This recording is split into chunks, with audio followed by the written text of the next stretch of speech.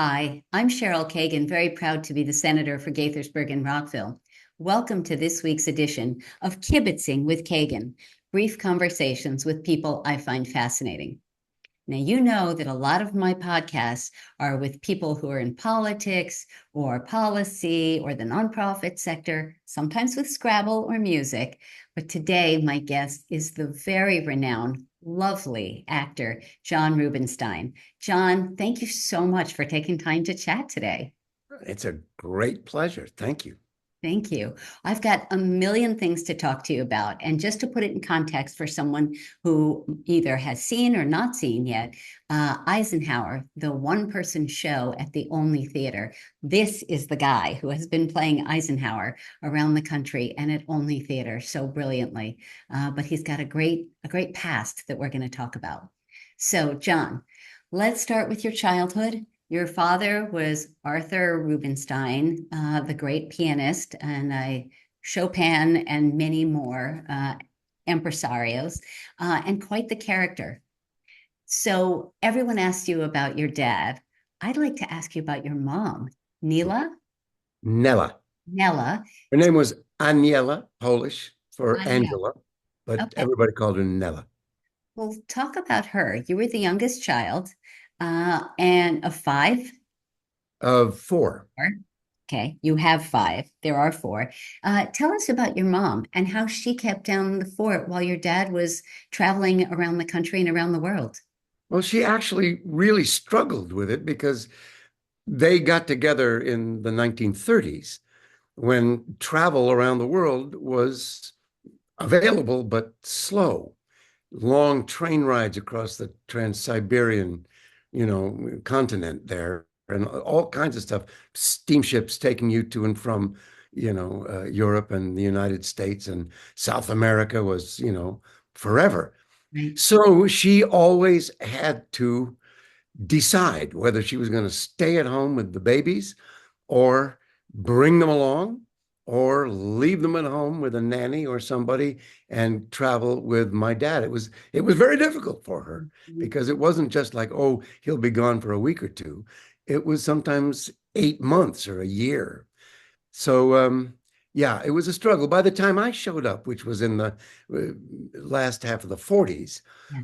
it was a little bit easier, and we were sort of sitting there in Los Angeles, and it wasn't quite as big of a dilemma, but it still continued all through my young life. Hmm. Tell us a nice family memory from when everyone was home together in LA. In LA, well, um, yeah, I remember we had a very big place there. In those days, you could actually, without being a millionaire or a billionaire, you could afford a big place. And so they got a 5-acre estate, and it was very beautiful. Wow. And this house stood on the sort of top of a hill, and you looked down and you saw a big, big, big, big lawn going downhill. And a friend of ours had a wedding there. And I remember I was not allowed to go down because I was only 2 or 3 or something. But I remember it so well, sitting at that window, Mm. watching all these people show up and populate our lawn. And there were tents and chairs. And that is one of my big memories of those old days, even though I wasn't allowed to participate in it. Mm. Now, were all four of you given some level of piano lessons? Was it encouraged or I wouldn't use the verb encouraged. It okay? was stated Dated. as fact. We all took lessons. My Yes. older brother and sister, we came in sort of two pairs with about 10 or 11 years between us. So my older sister and brother stopped relatively early. They just didn't want to do it. They weren't untalented, Mhm. but they just didn't want to. My sister and I, who are closer in age, we just did what we were told. We were told we had to practice an hour a day. Mhm. We practiced an hour a day. Didn't necessarily like it, but we did it. Mhm. And so both of us turned into people who could actually play the piano, which I'm eternally grateful for. Yes. And your dad didn't always believe in lots of hours of practicing, but I guess 1 hour. No, no. Well, he was ridiculously gifted. Yes. As a little baby boy, he listened to his sisters, much older sisters, taking their piano lessons. And he would sit under the piano. And then when they were done, he would get up there and play what they had just been learning, Mozart and Beethoven and Bach, whatever it was, in different keys, because he didn't know from keys. He just played them. And so by the age of 10, he was already this sort of prodigy playing concerts and stuff.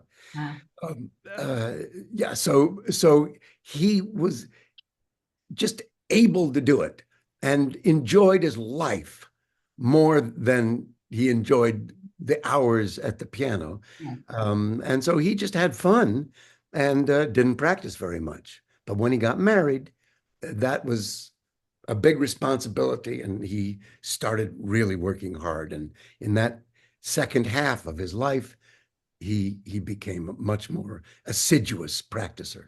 And he lived a long life. I hope you have longevity in your family. Yeah, Yeah, so far so good. good. All right. So let's shift to talking about you, because your career, and there is much more to come, we hope. And this is probably even outdated. 24 films, 200 plus TV shows, 100 plus audiobooks, and so much more. And yeah. Let's talk about the very beginning, and let's talk about, because you and I have already chatted about how you were in Camelot when you were in college with Howard Keel. Talk about those early days, and then we'll get to Pippin and beyond. Well, I had the great good fortune of growing up in New York City. Yeah. We moved there from LA when I was 7. So I lived there and went to school there during what's sometimes called the golden age of Broadway. I'm sure there are several by now, but those 50s and early 60s had amazing shows. And a kid on his allowance could afford to go. You can't do that now, Mm-mm. but you could then. And so I saw every show that opened, musicals and plays and dramas, everything that opened in New York, I pretty Amazing. much saw. And so I also went to a grade school, that in the 8th grade, we all performed a full Shakespeare play. It was a British school, wasn't a professional theater or acting or anything school, but it was British. And they take their public speaking and their reciting of poetry, even singing and whistling. We were made to whistle as a big group. Huh. So by the time I was 12 or 13, I knew I wanted to be an actor. So then later, when I went to college, I went to UCLA in LA, partly because the Dodgers played there, Okay. partly because it was my hometown, Yes. but also because I thought I could get a job in television or in the movies or something earlier than if I went to some beautiful college in New England or somewhere Yeah. and there were no theaters or television shows there. And indeed, that happened. In my end of my freshman year, I auditioned and got that little part at the very end of Camelot. Yes. And that was my first professional job. But immediately thereafter, I got a part in a movie and then some parts in television. And I was a working actor all through the rest of college. And I never graduated because I got a tour job in my senior year and I left and did it. Amazing. So Pippin in the early 70s, and you were the guy. You founded it. Did you have any idea how big it would be? No, I mean, I'm ashamed to admit that I, it was my first Broadway show, Yeah. and it was Bob Fosse directing it, and I was playing the title role. Yes. So no way I was going to not do it and give it 500%. Sure. But if I was beaten and gagged and bound and forced to tell the truth, I would have said, this play's never going to go. There are jokes about falconry and Visigoths, and and it was great. It was great. We didn't get great reviews in New York when we opened up, but Fosse had the idea of making the very first television commercial for a Broadway show. Never had been done before. Now it's done for every show. And he put a minute of it of Ben Vereen dancing with two beautiful girls, Candy Brown and Pam Sousa. And they just danced. They did a little moment from the play. And that turned it into a hit. And it ran for 5 years. You later were in a revival with a different role. Yeah. What was that like? Oh, that was great. I compare it to as though you grew up in a home with your family. Hmm. Now it's 40 years later, and you're living in the same house, but other people are living there now, and they've redesigned parts of it. They've torn down this and they've built up that, but it's still your house Nice. in the same place, and it smells the same here and there. That's what it was like. Completely different, but very much the same. Amazing. I'm trying to decide where to take this. Let's go to Eisenhower, because you've been on the road about this one-person show about President Dwight David Eisenhower. So why don't you start with the journey of your hearing about the show and deciding to take it on? What sort of preparation and research did you do? And then lots more questions after that. Well, okay. I don't want to disappoint your listeners in terms of research. I knew not very well, never had really worked with him, but knew the director, whose name is Peter Ellenstein, wonderful director, and he directed a lot in Los Angeles. But he was abiding in Kansas, doing what's called the William Inge Festival, which is a yearly or biannual, I'm not sure, festival celebrating playwrights. And they invite actors from all over. So I had done that twice, knew him from the second time. But now it's like 20 some odd years later, I just get an email from him, never had communicated with him in between. And he sent me this Eisenhower play and said, "Hey, are you interested?" Well, I read it, and it's 40 pages of single-spaced monologue. Yes. And it's Eisenhower. And I said, well, I don't know. I mean, I read it, and it was very interesting, full of stuff that I didn't know. Yes. But off the page, it looked dangerously like a history lecture, a long essay. And I said, I don't know. I don't know if I could memorize it. I don't know if anybody would want to go and see it. I'm not sure. So he said, come and read it aloud to me and the playwright, Richard Hellison. They had been working on it already for a number of years. And I said, sure, I'll do that. So I listened to Eisenhower's voice, which I was familiar with from my childhood because I lived through his whole presidency. And so with no research other than that, I went and met with them, read the play aloud in a room, just the three of us. And that, because of how brilliantly the playwright has written this play, convinced me and them, I think all three of us, we sort of looked at each other and said, we're doing this. You've got We're something doing here. this no matter what. Yeah. So that's how it started. What is the hardest aspect of presenting and embodying President Eisenhower, General Eisenhower? To be really, again, honest, it's not difficult for two reasons. One reason is, as I said already, that the playwright wrote a play as opposed to a lecture or a treatise.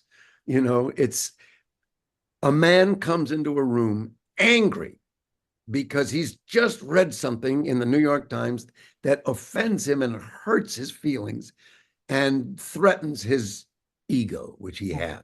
Yes. We've all been there in one degree or another at some time or another in our lives. So it's immediately a recognizable, it's not the president of the United States, it's none of that. It's an old guy pissed off. And we learn why. And he's recording on a tape recorder because he's recalling his memoirs for a book that's being written. And he records his memories, and that Kevin McCann transcribes it. Yes. So there's a tape recorder in the middle of the room. He's been recording for days and days. So he turns on the recorder and starts to, Spew. yeah, he presents his case Hmm. as to why he doesn't deserve to be ranked so low in the estimation of these historians who have ranked him in the New York Times. Compared to other That's presidents. what happens in the play. So Hmm. it's easy to act because it's human. It's not, here's what I did as president. Yes. It's, darn it, what about this? And how about that? And he changes because he's a very deep and philosophical and intelligent and historically tuned in person. So over the course of the evening, we learn a lot more, just not about him and his life and the facts, but about what America stands for, what greatness is, what presidents' responsibilities are. And that's what makes the play just lift the audience out of their seats. So let's talk about the different kinds of audiences. The audience in Olney, Maryland and DC, Maryland area is very different than probably than Alaska and some of the other places you've played it. Yes, well, How I mean, I different temper and that just a little bit. yeah. Indeed, they are. There are references in the play. There are little, very subtle jokes in the play that the audiences from around here Mhm. get. Yes. And that's very, very satisfying. Yes. But the basic underpinnings of the play are universally they get out there and people get them and they're moved and informed by them. But definitely here, I know I can land this joke and mention that name, Yes. and the audience is going to go. I even sometimes get people yelling at me. I'll say, well, so and so did that, and somebody will say, yeah, he did, you know. And I just have to sort of go on because they're in it to that degree. So it's very, very satisfying playing here. So this is a moment in time in American history. And one of the aspects that I think our audience, and I was lucky enough to get to see it twice, but there's such an awareness that we have an election around the corner and that it's terrifying and that President Eisenhower was the kind of Republican who stood for America and stood for values and not for ego, as you said. How important does that feel to you to be performing this play at that time? Oh, it's the main I don't know what word to use, just the main motivation for getting out there every night. It's not just a piece of theater. Yes. It's something that talks to the people about what is exactly happening outside the door. And it's in the headlines every day. And even though Eisenhower is only talking about what happened in the 20s, 30s, 40s, 50s, Mm-hmm. even the early 60s, so much of what he went through and what this country and the world went through all during those years and days is so relevant to what's going on today. And the playwright, to his great credit, didn't artificially tack on things to make it sound relevant. Uh-huh. Everything I say in the play is something that Eisenhower either said openly and was recorded saying it, or wrote in a book, or was interviewed by somebody and is quoted as having said it. So none of what I say in the play is invented, fictional, and oh, hey, that just sounds like just yesterday's headlines. But Yes. it still does. And that is startling to Yes. me and to the audience as well. Yes. You mentioned 40 pages, single spaced. How hard was it to memorize, and how often do you flub a line or lose your place? Because that's a heavy lift for a one-person show. Yeah. Yeah. I'm a good memorizer, always have been. But this was a challenge like none I've ever had. Yes. I've done very big parts on stage, but even Hamlet, which I haven't done, is about a third the size of the amount of talking I do in this play. Yes. So it was very, very hard. I would memorize pages 1 through 5. And that took a long time. That took 2 or 3 days Yes. over and over. And finally, I could just say them. Whew. And now, page 6, 7, 8, 9. Again, I'd go through that and I'd learn them, I'd get them. Now, let's see if we can do 1 through 10. Mhm. No, 1 and 2. What? Oh, I don't remember. It was painful. It was scary Yeah. because we were going to open on a certain night and we were in rehearsal. Yikes. But with the great help of our stage manager and the patience of the writer and the director, I stumbled through it. But the first performances, I was scared to death. I would stand in the wings and say, "Oh, why did I put myself in this position?" And I would get out there, and I've done the play, I don't know exactly how many times, but 100 or more. Hmm. Hmm. And I've never done it right once yet. Hmm. Not once. One of the questions Every I now and had, then there's a little word that I say wrong. yeah. Sometimes it's a whole passage that I have to sort of reinvent, Hmm. but I've never done it exactly right yet.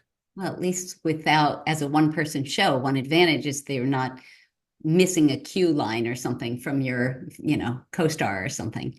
That's true, yeah. So one of the questions I was going to ask you was, do you ever get nervous before going on stage? And what tips would you offer for people Tips. at stage fright for something in their life? Well, I don't really have any tips. You're nervous. I'm nervous. My dad played around the world and he was really renowned and loved and well known. He was nervous every single concert. I'm nervous every single time. Mm. In this play, very specifically, I worry that I'm going to lose my spot, that I'm going to be distracted by Mm. something or by a thought or by something Right. and go off the road. And Yeah. so, yeah, I'm scared every night, but I've done it enough now so that I'm scared plus confident, Yes. both, and ready to perform. And what you do, the tip is you're playing a part, whatever the show is, if you're an actor. And once you step out onto that stage, that's who you are. Yes. You're not the nervous actor wondering if everything's going to be okay. You're that person. And whoever that is, there you are. Yes. Nothing to be nervous about. Now, Olney Theatre, the stage that they chose, it's a really intimate setting, and the audience is right there with you.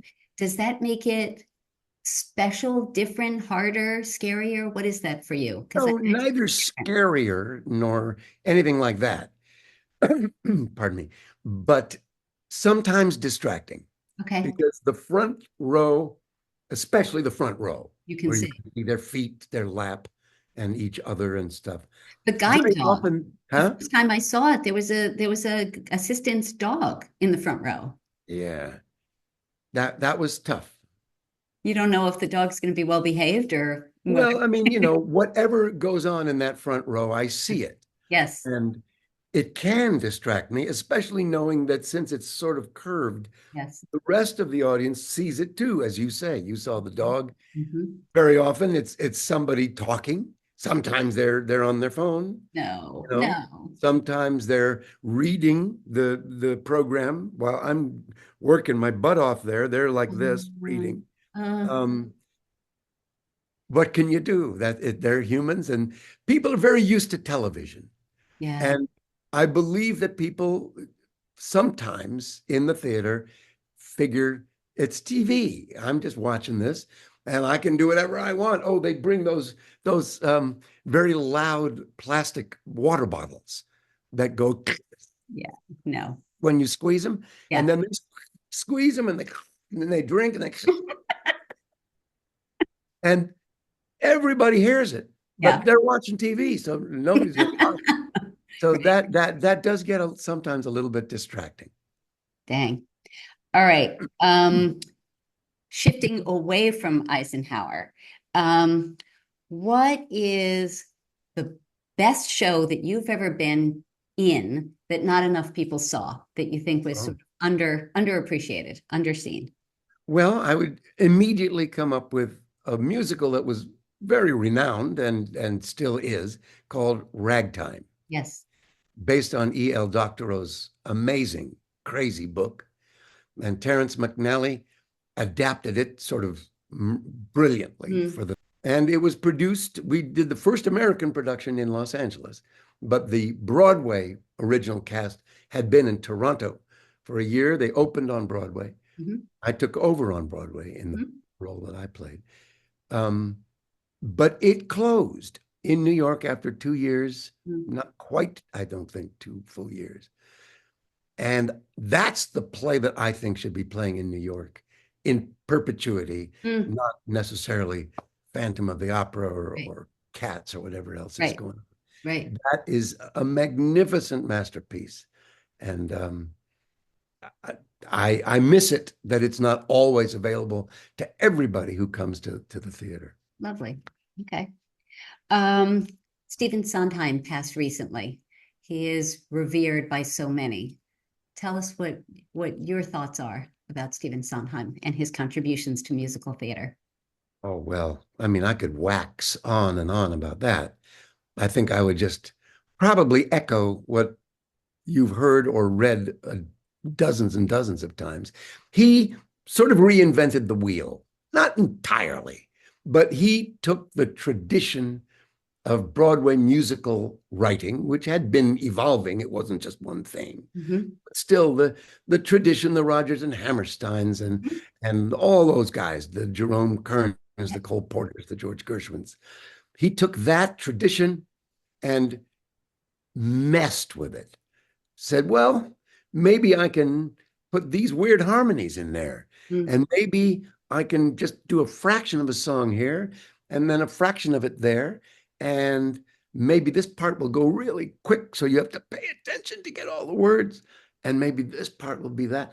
And it changed how audiences listen and how performers can perform. And it's still evolving and always will. But he is the giant that did arguably way more than most of the others. Lovely. Artificial intelligence and theater is something that's being talked about more and more. Is it something you've read about, and what aspect would worry you? Do you see any positives? Artificial intelligence and theater. You mean live theater? I guess I should say film and TV. Yeah, film and TV, it's a completely different matter, because you can take this picture of me sitting here, then you can AI it so that here I sit and I'll say all kinds of things that I never. We'll put your curly hair and your beard. Yeah, you can put different makeup on me, but you could also just have me looking like me and sounding like me and saying, here's what is going on. And they're doing that right now as we sit here, to politicians and pardon the phrase. Not the P word, not the P word. Yeah, I'm not allowed to say it. Sorry. But, I just heard yesterday that Tim Walz was reproduced by somebody in Russia, saying all kinds of completely false and crazy things. But it was him. And there he was, and he was saying it, and it was his voice. He didn't look like a robot. He was him. And that is scary, because who needs actors if you can just, take a picture of them and then make them do whatever you want to do. Don't pay them. They sit at home wondering if they'll ever work again.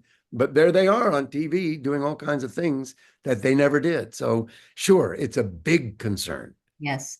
So for someone who may be watching this, for someone who may be watching this down the road, Tim Walz is the running mate for vice president, along with presidential nominee Kamala Harris, who hopefully by the time that folks will be watching this down the road will have been president, and he will be vice president. If you could do a love scene with anyone that you'd like, who would you choose? My goodness, I can't reveal that kind of thing. I can say, because she's passed away, and so there's no harm to her, that my first real crush in the movies was Lee Remick. I don't know if you know exactly who she is. Sure I do. People of a certain age will know. She was a wonderful actress, beautiful. And, you know, just as anybody has a crush on somebody that they see on screen, I said, oh boy, I love her. Mm. And years later, through friends and because of all kinds of circumstances, which I won't bore you with, I ended up dancing with her at a wedding anniversary party of friends of mine in a cabaret restaurant place in LA.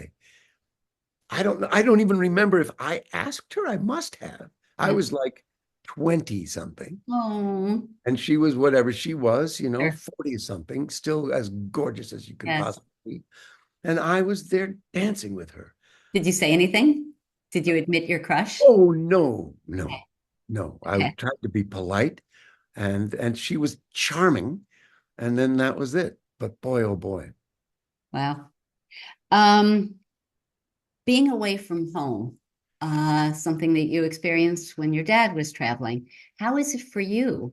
I mean, your kids are now mostly grown up and stuff, but you've got family at home in LA. How is that? How do you stay sane? How do you take care of your physical and mental health on the road?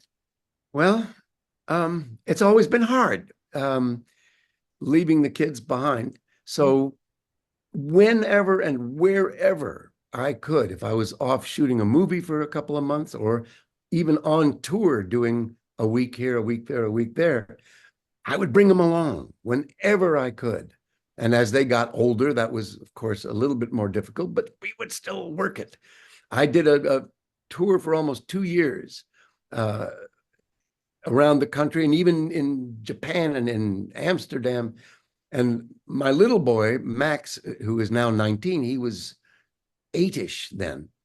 And he and his mother would come every like 3 weeks and Right. spend 5 days with me wherever I was. So they were everywhere with me. And even though I was gone a lot, Sure. that was a couple of years of tremendous travel and fun that we had. So, you know, you try to make it work. But right now, I've been here for a long time, and I miss my people. Of course you do. And just for the record, extended the run twice, which is Yeah, barely, and mostly sold out. I mean, there was like yeah, one seat empty for one of the performances and maybe three on the other. Like it is selling.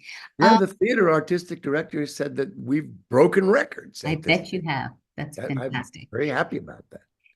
You teach musical theater, audition, and acting for camera at USC. You've been doing that since 2008. Um, how does that work when you're on the road? And Well, do yeah. you do it online?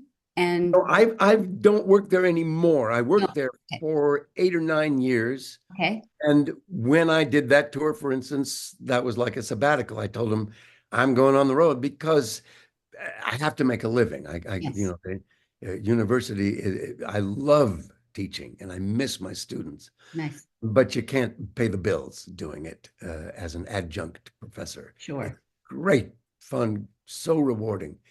Now, I wouldn't have given it up for anything except that I need to work. So, of course. you know, I've taken off and right now I don't do it because I'm moving around doing this play. So one of your kids is an actor. Do you have proteges or people who have come through your acting class who are names that we might recognize? Um, I don't know about names you might recognize, but Okay. I did have a couple of wonderful experiences. I was doing a Broadway show. What was it? I think it was Charlie and the Chocolate Factory. Yay. And I was just walking around, and at another theater, there was a musical, Broadway theater, and I saw a name Carrie St. Louis. And I said, what? Just a year and a half ago, she was one of the leads at USC, a student in the musical I did, City of Angels. Right? And and I said, gosh, she must be in the chorus or something. That's so great. But then I realized that the listings Yes. were not alphabetical. She starts with an S, St. Louis. She was the star of the show. That's fantastic. And I left her a note backstage. Uh, And after our two Broadway shows, yes. we went out to Joe Allen's, which is the sort of theater hangout there, Yeah. and we had supper together. That's A fantastic. I great like that. pleasure. Um, audiobooks. We got to at least talk about that briefly. You've done tons of them. Uh, what's, yeah, what do you like about that? What's special? What's challenging? Well, it's vocally Yeah. challenging. That's the thing. So is this Eisenhower play. Those that you asked me before, what are the challenges? That's the number one. As you can hear, my voice is a little ragged. Yeah. That's the big challenge of recording audiobooks because they're big and Yeah. they're long, and there's nobody there to talk other than you. So you got to deliver, and it's hard work. It's hard physical Mm, work. At the end of a day of sitting in a chair and recording, I feel like I've just run 20 miles, and wow. I lose weight doing it. But I love to do it. I love the books that I get to read. Some of them are suspense novels. Some of them are, nonfiction, great stuff that I learn from. And I love doing it. I have one coming up in a couple of weeks now. How much rehearsal do you need to do and how much direction is there? There is direction, which I love. Some narrators, they call them, Mhm. do it without directors, Uh-huh. and they just do it. And if they burp or make a mistake, they just go back and do that sentence again. Sure. I do too. Mhm. But I like to talk to somebody saying, well, wait a minute, is blah, blah, blah. And we talk about the voices of the characters. And Uh-huh. I just like working with people so that it's not completely alone. We largely, since COVID, do it as you and I are doing it right now. Right. I'm in my studio and the director is on Zoom, and we do it that way. But I love to do it. Awesome. Two more questions, then we'll go to Fast Five. You have won a Tony, which is amazing, Drama Desk Award. What award have you won, or what recognition, professional recognition, have you won that is most meaningful to you? Meaningful. Um, I don't know. I don't think I would use that word. Okay, I mean, a Tony Award has a certain cachet. of course. There's the Emmy, the Tony, the Grammy, and the Oscar. Mhm. And those sort of, for whatever reason, live in a higher spot Stratosphere, yeah, than many, many, many, many other awards. It's yeah. like a World Series ring. Hmm. You win the World Series, it's just a bit better than winning the pennant, Right. right? Hey, that makes total And sense. so the Tony Award, when I die, that'll be probably the first thing on the obit, you know. So that counts rather than being meaningful, it counts. But that evening of winning it was meaningful. Yeah. That was great. I felt it's like when you're 5 years old and you draw a little picture and your mom or your dad says, "Yeah, that's And beautiful." You they feel put it on the so good. refrigerator, right? Yeah, that's how I felt that night. That's cool. That's cool. Talk briefly, since I'm in politics and policy, government support for the arts. I'm on the Maryland State Arts Council. We give away millions of dollars a year to, Thank you. yes, to Maryland arts and humanities organizations. Make the pitch. Why is it important? Why should taxpayer money support arts? Oh, don't get me started. How long do you have? Yeah, right. No. Um, the arts, painting, sculpture, music, dancing, theater, film, television, even broaden it, architecture, feed our souls. Now, is that a sort of a dreamy, seamy thing to say? No. Mhm. Our souls, our inner selves, what makes us happy, what provides us with nourishment in our minds, not just as being educated, but as being inspired. Mm. Come, all of that comes from the arts. It doesn't come from making money. And the United States, as a entity, as a business corporation, is so focused on money. How much did you make? Are you a 34-time convicted felonious criminal? Yeah, but how much money did you make? Oh, then it's okay. Then it's Mm. okay Mm. because you're rich, right? But no, It's from the arts that little children begin to figure out what matters and what doesn't. It's not just from, no, don't eat another cookie. Right. It comes from, I love that song. Mhm. Or, oh, look, I'm dancing around the living room. It comes from that.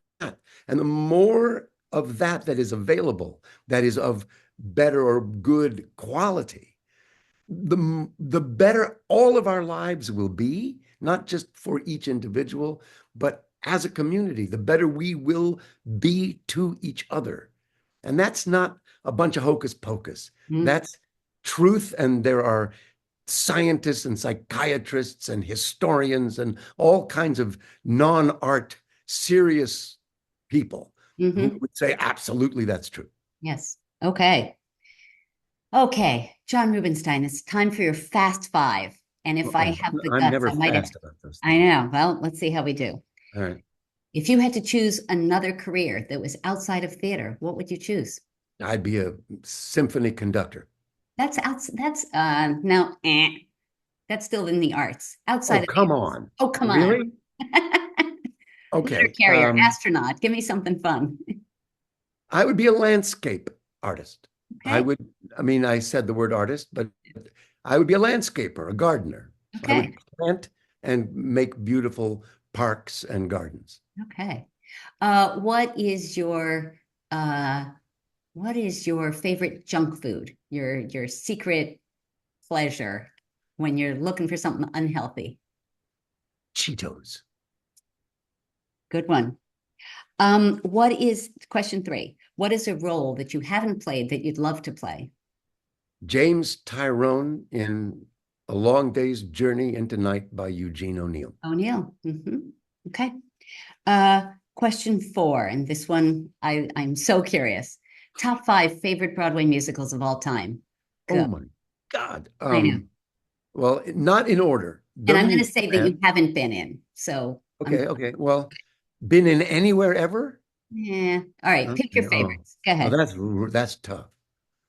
The Music Man, Gypsy, Into the Woods,